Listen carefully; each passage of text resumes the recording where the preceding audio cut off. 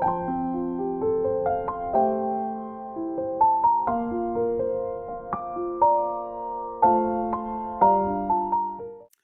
우리 앞뒤 좌우 있는 분들과 한번 인사 나누기 원합니다.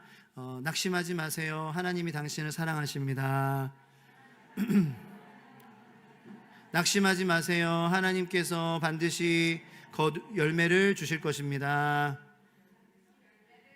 열매를 받으려면은 씨앗을 뿌려야 되겠죠. 우리 사랑의 씨앗을 계속 뿌립시다. 긍휼의 씨앗을 뿌립시다. 온유의 씨앗을 뿌립시다. 순종의 씨앗을 뿌립시다. 서로 축복하는 씨앗을 뿌립시다. 네, 서로 축복하면은 하나님께서 축복하십니다. 네, 근데 우리가 저주하고 그러면은요, 그것을 가장 먼저 처음 듣는 사람은 바로 나 자신이다라는 것을 우리가 생각하면 축복의 말을 안 할 수가 더 없을 것 같아요. 그리고 저주의 생각과 말을 해도 아차, 그게 아니지. 내가 뿌린 대로 비록 허망해 보이지만 이렇게 축복의 말을 하는 게, 이렇게 사랑하는 게 뭔 소용이 있겠어. 나한테 지금 돌아오는 건 아무것도 없지만, 하지만 하나님을 우리가 속일 수는 없는 것입니다. 하나님을 속일 수는 없어요. 하나님은 속지 않으시고 또 속임을 당하시지도 않으십니다. 우리를 속이시지도 않습니다.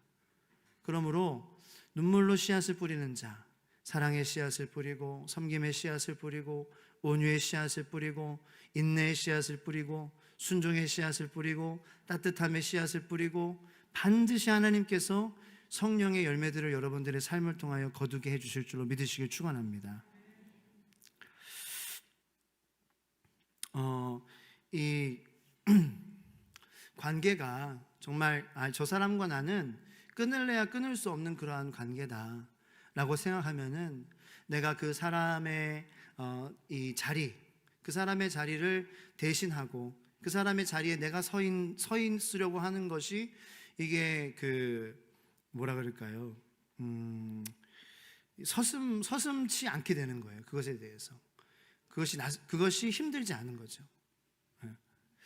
그 사람과 내가 정말 연결되어 있는 그러한, 우리는 한 몸이다라는 그러한 생각을 가지고 있다면 그 사람의 자리를 내가 채워주고 그 사람의 자리에 내가 대신 서주는 거, 그 사람의 입장이 되어주는 거, 이것이 아무렇지 않게 여겨지는 것 같아요. 제 딸이 금요 싱어인데, 근데 몇 주 좀 자기가 좀 쉬어야 된다는 거예요.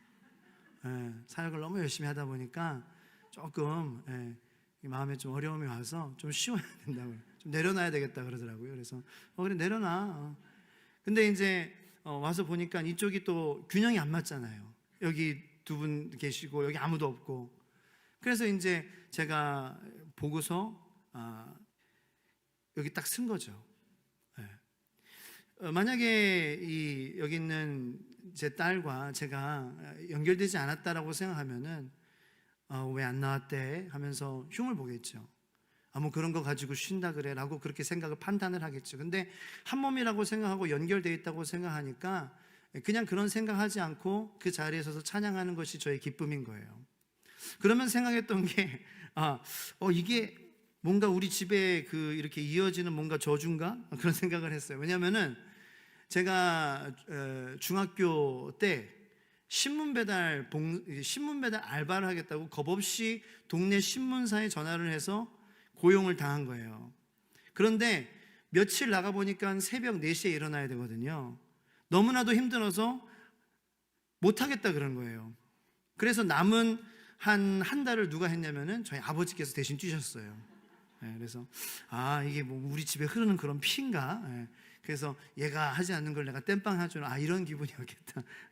아버지가 저를 대신에 신문 배달하셨을 때 이놈의 새끼 왜 신문 배달 한다 그래가지고 내가 이 생고생을 하고 있나, 그렇게 생각하시지 않으셨던 것 같아요. 표정부터 그렇지가 않으셨어요. 저한테 원망을 보이지 않으셨어요.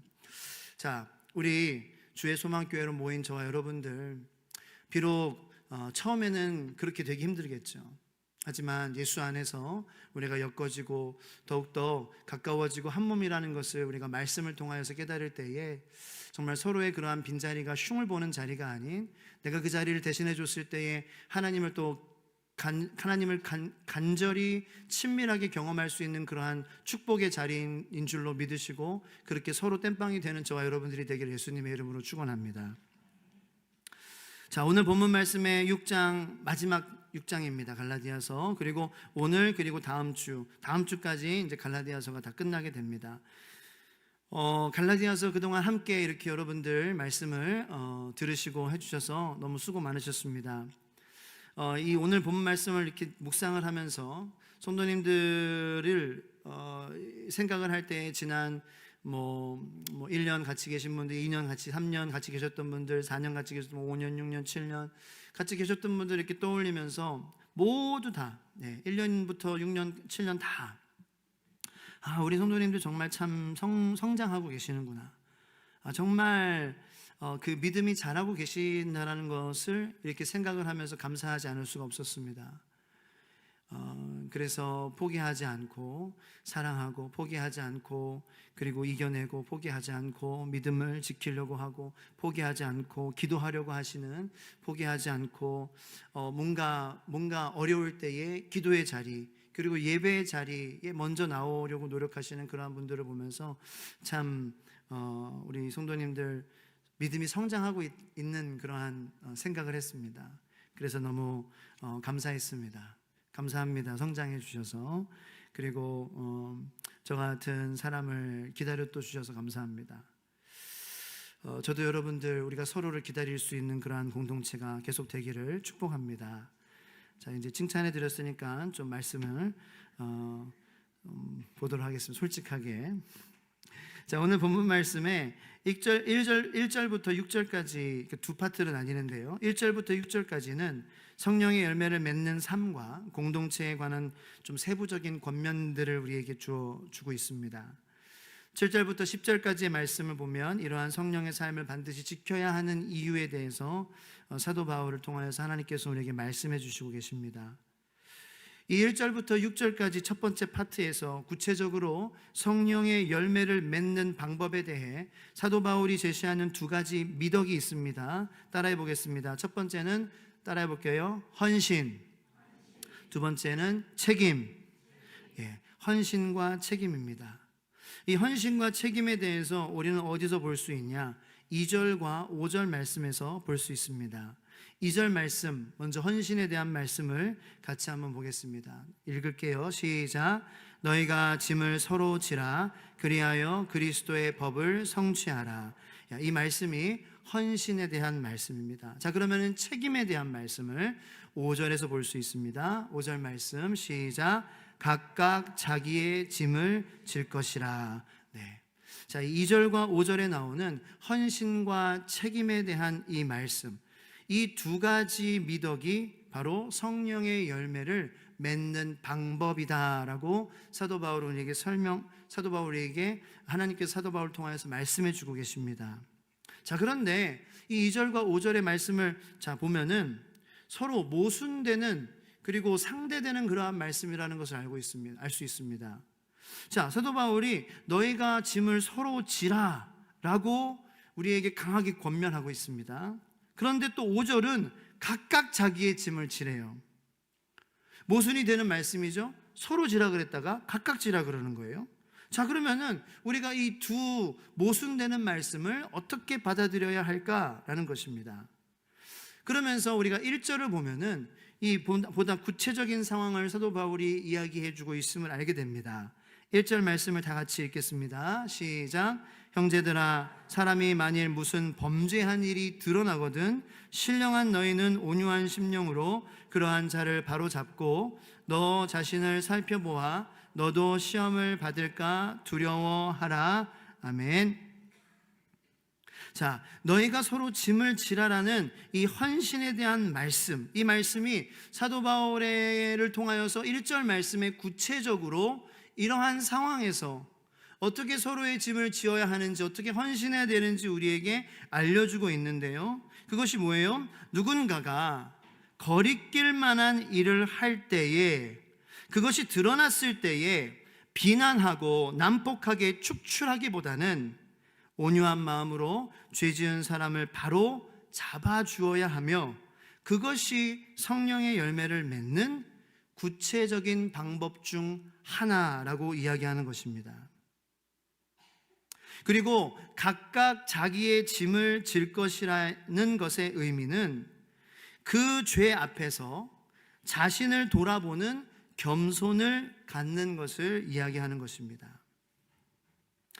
사랑하는 성도 여러분들, 우리가 교회를 은혜 공동체라고 이름을 이렇게 부를 때가 있지요. 은혜 공동체. 은혜로운 우리가 그것에서 대해서, 은혜로운 것에 대해서 우리가 이야기할 때에 은혜가 뭡니까? 어떤 사람은 선물, 그죠? 내가 받을 만한 그러한 가치가 없지만 어떤 받는 그러한 거, 이렇게 설명을 할 수 있으실 것 같습니다.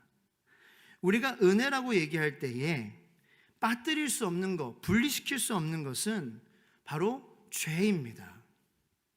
죄인인데, 죄를 지었는데 그것에 대해서 하나님께서 예수 그리스도의 피로 거듭난 생명, 믿음을 가진 자에게 책임을 묻지 않으신다는 거죠. 죄와 관련이 있습니다. 은혜라는 것은 내가 은혜로운 사람입니다 라는 거는 내가 막 잘하고 있는 사람입니다, 내가 거룩한 사람입니다, 이런 내가 열심히 섬기는 사람입니다, 내가 이런 저런 사람입니다, 나를 나타내는 것이 아니라 나는 은혜로운 사람입니다 라는 것은 I am forgiven, 나는 용서받은 사람이라는 거예요. I am forgiven. 그러므로 나에게 은혜가 있다라는 거죠. 나는 그 은혜를 받은 사람입니다. 은혜를 입은 사람입니다. 그러므로 은혜를 얘기할 때 죄와 죄인, 대속, 구원 이런 것들과 분리시킬 수 없습니다. 즉 은혜 공동체, 교회가 은혜로운 공동체가 되는 것은 이름만 붙여서 되는 것이 아니라는 말씀입니다. 은혜로운 공동체란 뭐냐? 죄와 죄인에 대해 어떻게 할 것인가, 어떻게 대할 것인가, 이것을 하나님 앞에서 잘 고민하고 하나님의 방법대로 죄와 죄인을 대하는 공동체가 바로 은혜로운 공동체라는 것이죠. 자, 그렇다면 우리는 죄에 대해 어떻게 대해야 될까요? 죄는요, 책임감을 갖고 대해야 됩니다. 그러나 죄인에 대해서는 헌신을 갖고 대해야 된다는 것입니다. 자, 이 의미를 우리 교회 공동체 내 사역의 현장에서 한번 적용을 해보기를 원합니다. 내가 아무리 봉사를 많이 감당하고 구제를 더 맡는다 해도 다른 사람을 여전히 미워하고 싫어하는 마음을 가진 채 용서하고 싶은 생각은 1도 없는 채 내가 행하고 있다면 그것이 과연 주님께서 원하시는 헌신일까요? 우리 마음 가운데에 용서하고 사랑하고 그리고 긍휼로 덮어줘야 할 형제와 자매가 분명히 있음에도 불구하고 그렇게 하지 못하고 그것을 무시하거나 아니면은 사랑하고 용서하기보다는 오히려 미워하고 잘못을 더 드러내려고 하는 그러한 모습을 가진 채 섬긴다면 주님께서 그 섬김을 너 잘하고 있어, 나 너의 섬김을 통하여서 너무 기쁘다 라고 말씀하실까요? 라는 것이죠. 저와 여러분들은 주님께서 기뻐하시지 않으실 거다라는 것을 알고 있습니다. 주님께서 마음 아파하실 것이라는 것을 알고 있습니다.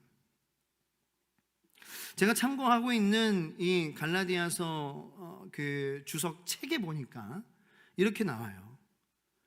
주님을 위한 것이 아닌 헌신의 탈을 쓴 위선에 불과하다라는 거예요. 굉장히 강하게 표현됐죠, 그죠? 근데 저는 이 주석을 쓴 목사님의 말에 부인할 수 없었어요. 내가 이렇게 설교를 하고 있지만 우리 성도님들 중에 한 분이라도 미워하는 마음을 갖고 있어요. 그럼 하나님께서 이 설교를 잘했다고 하실까요? 상길아 너 오늘 수고했어라고 하실까요? 자, 아니면은 내가 아직 용서하지 못하고 있는 그러한 형제 자매가 있어요. 그런데 이 설교를 준비하면서 하나님이 마음을 주시는 거죠. 내 안에 성령님이 계시니까 양심을 건드리시는 거예요. 내 마음을 복잡하게 하시는 거예요. 내 마음을 불편하게 하시는 거예요. 근데 그거를 두고 내가 하나님 앞에 기도하는 거죠. 하나님, 제가 이 설교를 해야 되는데 저는 이 설교를 할 수 없을 만큼 지금 그런 사람입니다. 이 설교와는 어울리지 않는 삶을 살고 있습니다. 제가 어떻게 이 설교를 할 수 있을까요? 하지만 우리 성도님들에게 은혜를 끼치고 싶어요. 우리 성도님들에게 하나님께 준비하신 말씀을 전하고 싶어요. 그런데 그러므로 하나님, 나 지금 내가 용서해야 될, 내가 받아들여야 될 그분을 받아들이게 도와주세요. 만약에 그렇게 기도하고 설교한다면 하나님께서 어떻게 생각하실까요? 하나님께서 어떻게 생각하시는 것도 중요하지만 저는 일단 하나님께서 저를 도와주시기 시작하실 것이라는 것을 믿습니다. 왜냐하면 하나님은 살아계시기 때문입니다. 할렐루야. 하나님은 살아계시죠. 살아있으니까 도와줄 수 있는 거예요.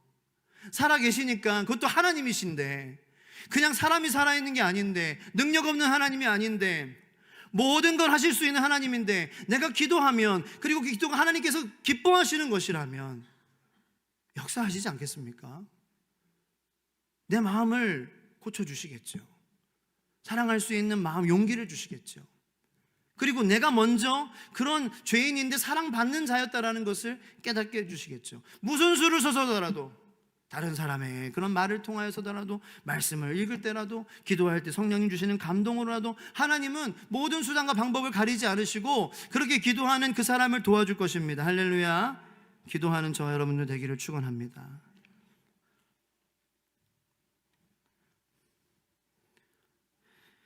그게 서로에 대한 책임이에요.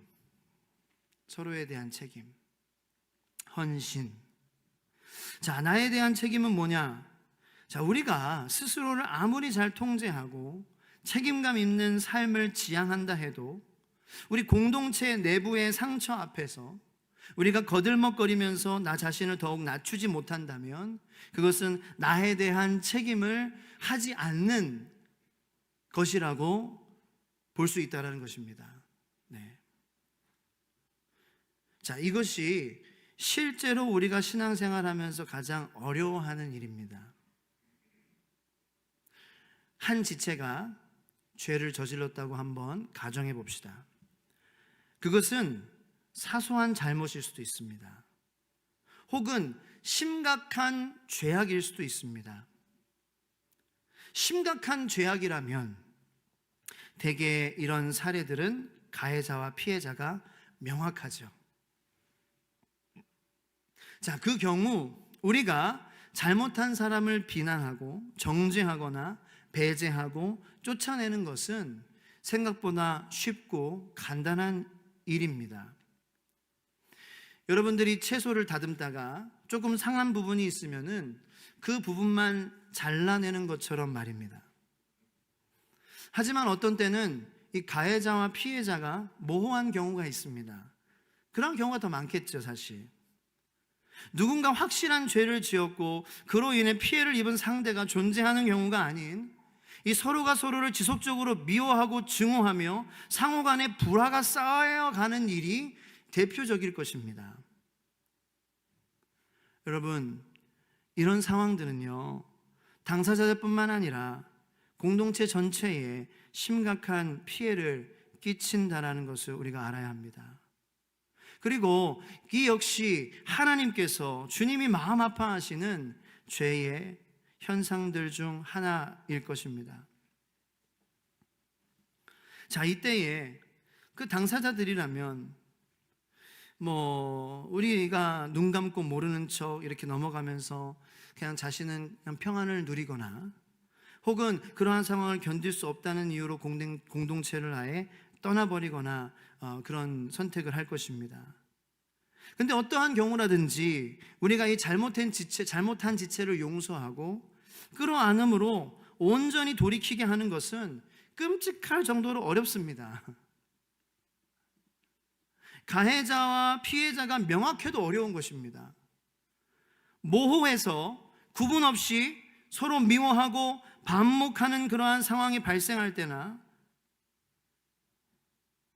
다 어려운 것이죠. 그런 상황을 볼 때 우리는 미워하거나 무시하거나 이런 선택을 하게 될 것입니다. 그런데 바울은 강한 어조로 설명합니다. 명령합니다. 온유한 마음으로 죄 지은 자를 대하여 바로 잡아주라. 내치는 것이 쉽다. 품고 발생한 모든 피해를 공동체가 함께 감당하는 것은 매우 고통스러운 해결책이라는 것입니다. 그렇습니다. 상처 입은 사람이 있어요. 그리고 상처를 입힌 사람이 있어요.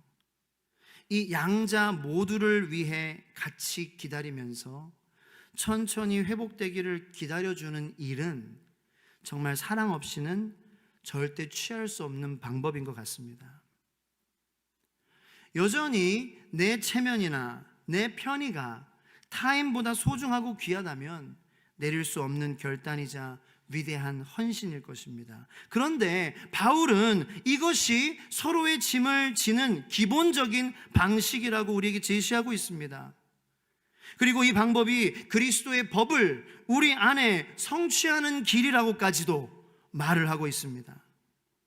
아울러 죄 지은 사람을 용서하고 온유하게 대하여 바로잡는 데서 그치지 않고 자신에 대한 책임, 스스로를 돌아보며 자기의 짐을 지고 가는 것, 죄를 지은 그보다 내가 더 낫다거나 그에게 용서의 시혜를 내가 베푼다고 생각하는 것도 역시 내려놓아야 한다는 것이죠.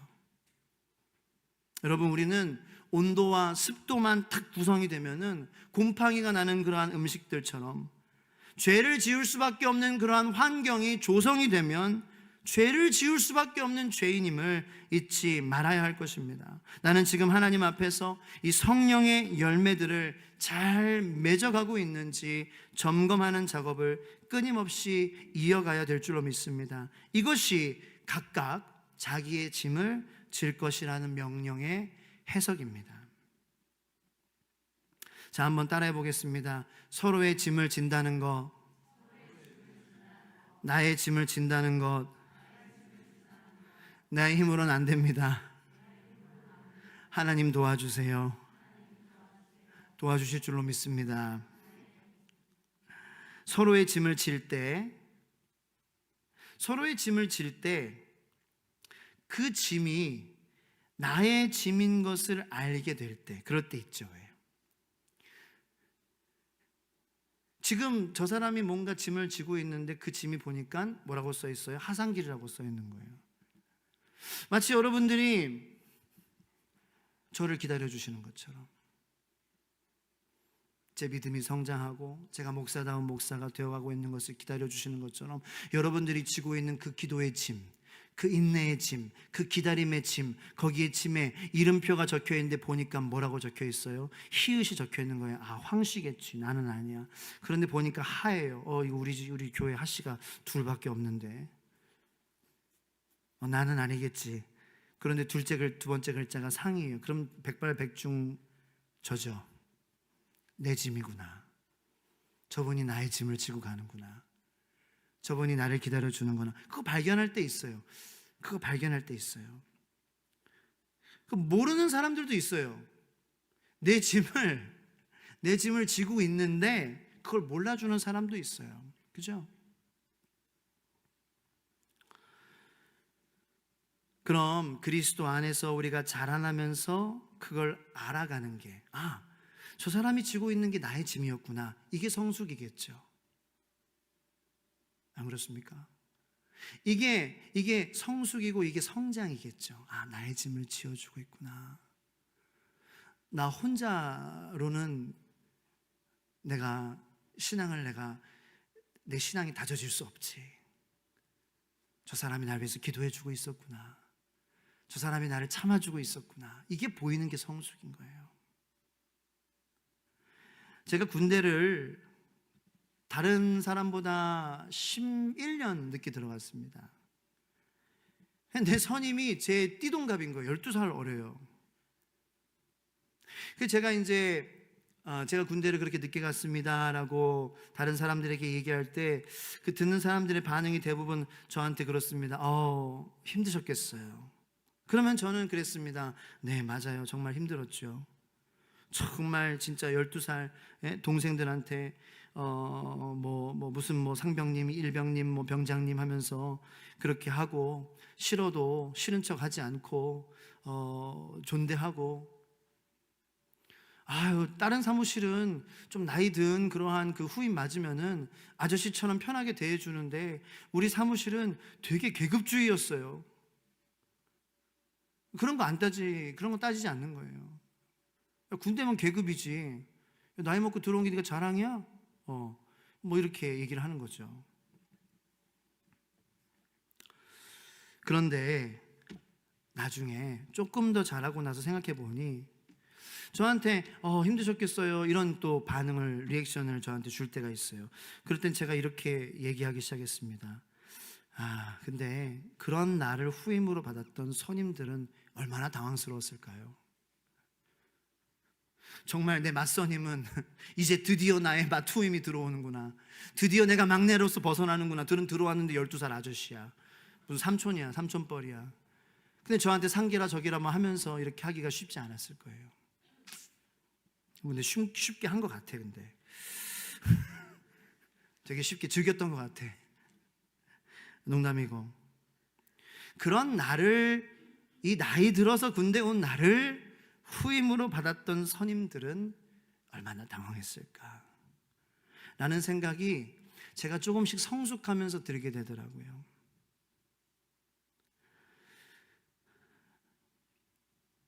내가 다른 사람의 짐을 지어줄 때 생색 내지 않는 것, 저는 그것도 성숙이라고 생각합니다. 너 짐 들어주고 있어, 알아? 생색 내지 않아요. 여러분들 제가 저기 횡단보도에서 이렇게 보니까 어떤 커플이 있는데, 커플이 이제 만났어요. 횡단보도에서 딱 만났어요. 그런데 아내가 막 짐을 들고, 여보 뭐가 좀 받나. 그 남편이 제일 먼저 하는 게 뭔지 아세요? 짐을 받아주는 거예요. 짐을 받아주면서 이렇게 안아요. 되게 로맨틱해. 짐을 받아주면서 안하는 거예요. 생색내지 않아요. 여보, 나 여보의 짐을 들고 있어. 여보 짐이야. 여보 짐이야. 그러면 또 어떤 또 가부장적인 그러한 또 남자분들은 무슨 짐을 들어주냐, 나는 가장 꼴불견스러운 남자가 여자 화장실 앞에서 핸드백 들고 있는 남자야, 나는 절대 그런 사람이 아니야.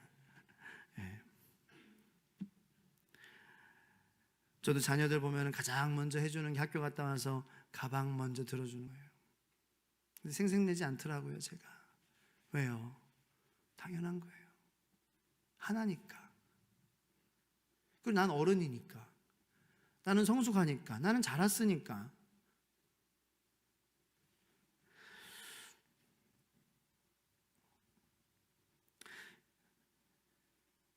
또 내가 짐을 지어줄 때 생색나지 않더라도 나는 좀 괜찮은 사람이야 라고 착각에 빠지는 거죠. 착각에 빠지지 않게 되기를 우리가 바라요.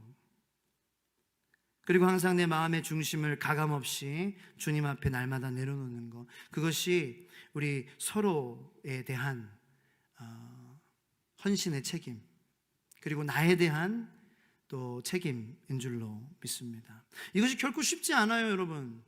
쉽지 않아요. 쉽지 않지만 반드시 해야 하는 것입니다.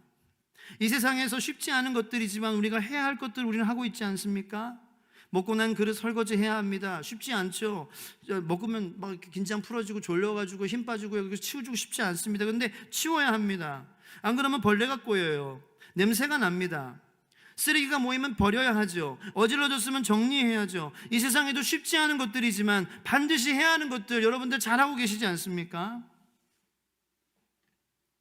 신앙생활에도 우리가 쉽지 않은 것이지만 우리가 반드시 해야 할 것, 그것들이 있다라는 거죠. 자, 6절은 1절의 상황과는 상반되는 상황으로 우리에게 펼쳐지고 있습니다. 6절 말씀을 다 같이 한번 읽어볼게요. 다 같이 시작. 가르침을 받는 자는 말씀을 가르치는 자와 모든 좋은 것을 함께하라. 이제 상황이 좀 좋아졌어요. 1절 상황에는 누군가 죄 지었을 때에 범죄한 일이 드러나거든. 서로 신령한 너희는 온유한 심령으로 바로잡고 자신을 살펴봐라. 너도 시험을 받을까 두려워하라. 그런데 이제 6절의 말씀 보니까 상황이 바르게 상반되는 상황으로 바뀌었습니다. 뭐냐면은 힘든 것도 함께 나누고 좋은 것도 함께 나누며 모든 상황 속에서 이 서로에 대한 책임과 나에 대한 책임을 공동체가 같이 해나가라는 의미입니다. 할렐루야. 자, 저는 제가 평안한 마음을 갖고 있을 때 이런 생각을 자주 합니다. 제 마음이 좋을 때 있잖아요. 문제가 있을 때도 좋을 때 있어요. 뭔가 그냥 평안해지고 그냥 막 겁없이 무대포처럼 그렇게 될 때, 그럴 때 저는 그렇게 자주 생각을 해요. 누군가가 지금 나를 위해서 기도해주고 있구나라는 거예요. 누군가가 나를 위해 눈물로 기도해주고 있구나.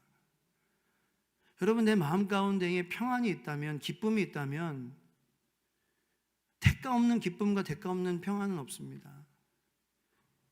일단 가장 큰 대가는 예수님께서 십자가에서 우리를 위해 죽으셨다는 것입니다. 할렐루야. 그리고 그 십자가의 예수 그리스도의 이름으로 누군가 우리를 기도해 주고 있다는 것이죠. 그게 여러분들의 형제 자매일 수도 있어요. 그리고 교회의 지체들일 수 있습니다.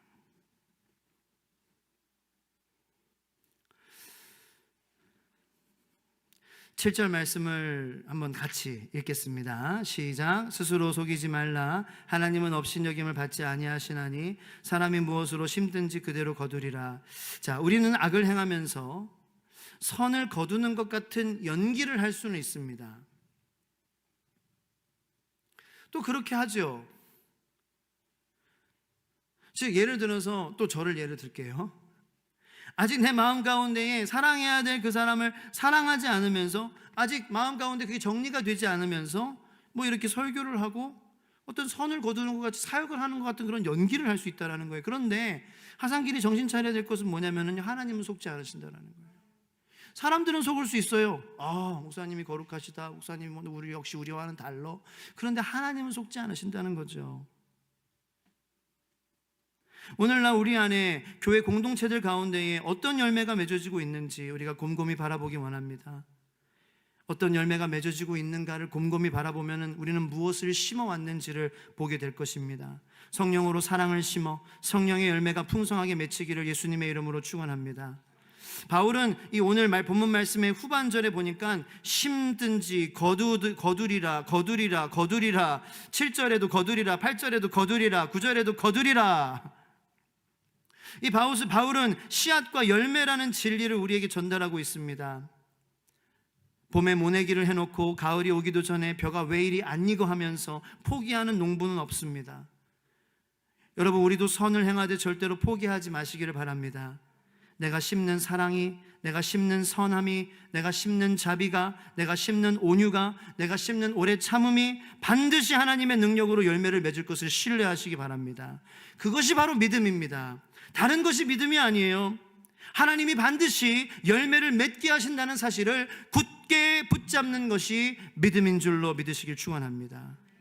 두어 번 시도해 봤는데 내가 기대했던 결과나 반응이 나오지 않을 때 우리는 허망해합니다. 내가 선을 베풀었는데, 내가 사랑의 씨를 내가 심었는데, 내가 용서에, 인내에, 참음에, 오래 참음의 씨앗을 내가 뿌렸는데 상대가 악으로 갚는 상황을 몇 번 경험하면 낙심하거나 포기해버리고 맙니다.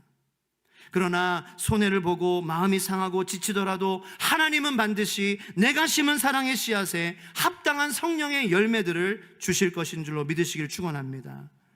사도 바울은 마지막으로 모든 이에게 착한 일을 하되, 마지막 절에 더욱 믿음의 가정들에게 할지니라 라고 권면하고 있습니다. 같은 공동체의 지체를 사랑하지도 않으면서 밖에 있는 이웃들을 사랑한다고 말하는 것 역시 위선이라고 바울은 이야기하고 있는 것이죠. 바울은 이런 권면을 왜 했을까요? 왜냐하면 같은 공동체 안에 있는 사람을 사랑하기가 더 어렵기 때문이죠. 더 고통스럽기 때문입니다. 그 사실을 바울도 너무 잘 알기에 이런 권면을 한 것이 아닐까요? 그러므로 여러분, 바울도 이러한 고민을 했다라는 거예요. 정말 가까이 매일 보는 사람 사랑하기가 더 힘들고 고통스럽다라는 것을 바울도 느꼈다라는 거죠. 그러므로 여러분들 위로받으시길 축원합니다. 바울에게도 힘들었던 거예요. 우리도 경험해봐서 알지요. 그냥 하루 이렇게 스쳐가는 사람한테 우린 친절하게 할 수 있습니다. 친절하게 할 수 있어요. 상냥하게 할 수 있어요. 정말 가까운 사람이 보면 깜짝 놀랄 정도로 너무 젠틀하게 할 수 있어요. 제가 오늘 캠퍼스 전도를 나갔습니다. 자주 대면할 필요도 없는 지나가는 청년들입니다. 그들에게 찬양하며 저는 웃음 지었습니다. 심지어는 갑자기 감동이 와가지고 중간에 눈물도 찔끔한 적이 있습니다. 불쌍하게 여겨졌어요. 그것은 생각보다 쉬워도 가까이에서 자주 대면해야 하는 사람, 그런데 나를 또 힘들게 하는 사람, 그런데 내가 별로 보고 싶지도 않은 그 사람을 사랑하는 것은 훨씬 더 어려운 일이라는 거죠. 그런데 그 사람까지도 품고 그를 바로 잡아 세워가며 함께 나아가는 것이 성령의 공동체고 교회고 제가 전도할 때 전한 하나님의 나라인 것을 믿으시길 축원합니다. 그렇습니다. 아까 우리가 고백한 서로의 짐을 진다는 거, 나의 짐을 진다는 거, 그것은 인간 본성으로 할 수 없습니다. 우리 인간의 본성으로, 나의 능력으로 이 성령의 열매 맺는 사역을 할 수 없습니다. 할 수 없음을 고백하며 열매 맺게 하시는 분은 오직 성령님이심을 고백하며 이 시간 성령님께 도와달라고 간절히 기도하며 나가기 원합니다.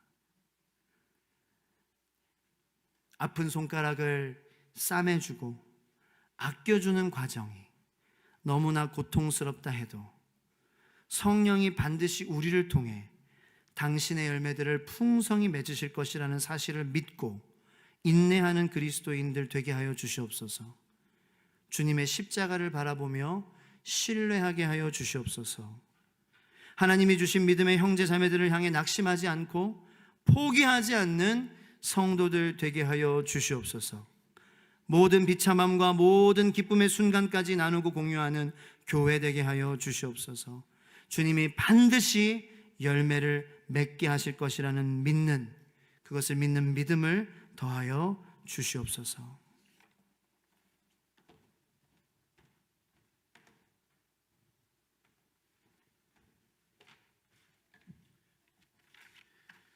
제가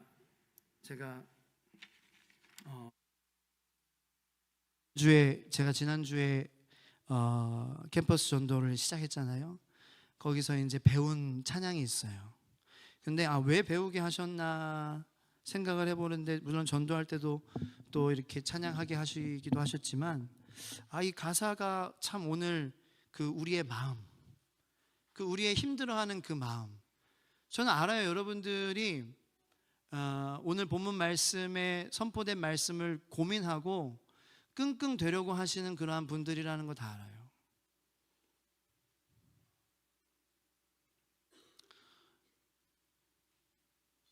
내가 왜 또 사랑해야 되지? 내가 왜 또 인내해야 되지? 내가 왜 또 기다려야 되지? 그것이 우리의 눈에 당장 결과로 내가 원하는 반응으로 돌아오지 않을 때 우리는 허망하게 생각합니다. 허망해 보이죠. 그런데 예수님, 나를 위해 그 한 사람 십자가를 나를 위해 지신 예수님을 내가 바라보며 여전히 허망해 보이지만 그 가운데 사랑을 외치는 저와 여러분들이 됐으면 좋겠어요.